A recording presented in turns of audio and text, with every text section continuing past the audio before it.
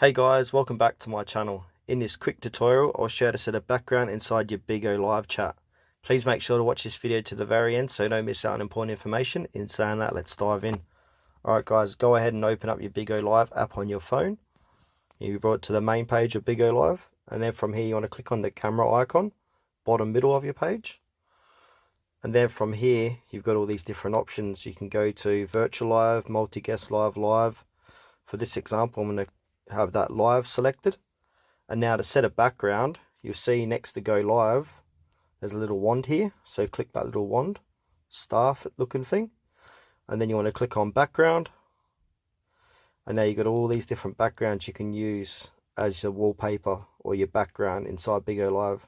So if you want to use this ship looking one, you can use that, or if you want to use a bed, some fairy lights, etc.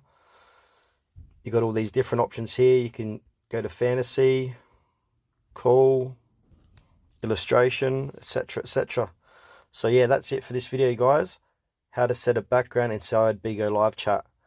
Thanks for watching this video to the very end. Please consider to like this tutorial and subscribe to our channel if you found it helpful.